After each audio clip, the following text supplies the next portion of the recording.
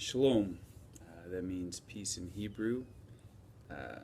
So we're reading out of Parashah 2, and this morning we're going to be reading out of the Complete Jewish Bible by David Stern. So some of the spelling is going to be a little different. It's going to sound a little different. Instead of Noah, we're going to say Noach. So good morning, everybody. All right. Genesis chapter 8.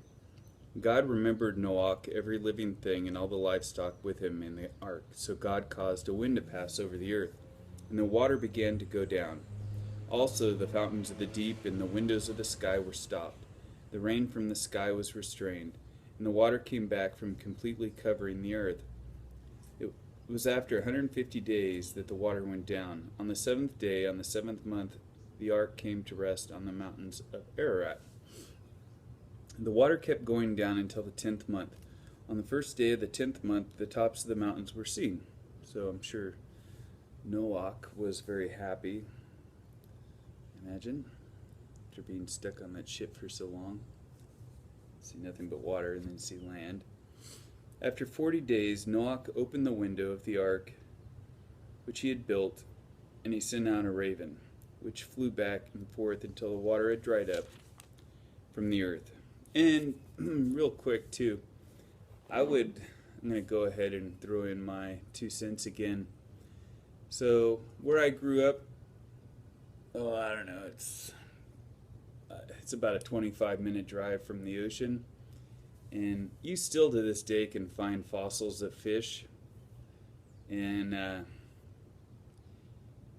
know people find them inland even further, and to me, seems like a reasonable explanation would be that the earth was covered in water at one time.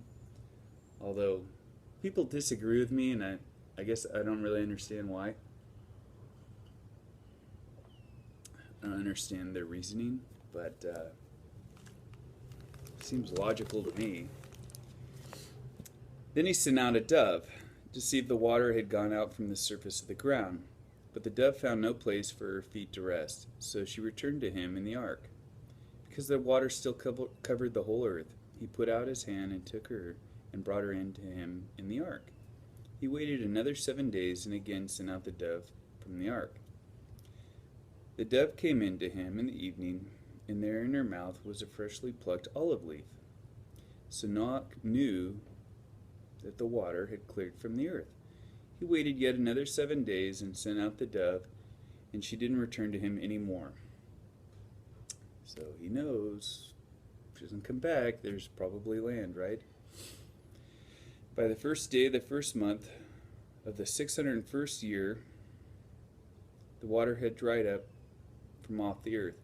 So this is something that I really like about the about the Jewish religion, is the fact that they keep track of all the years from the beginning of time, or almost the beginning of time.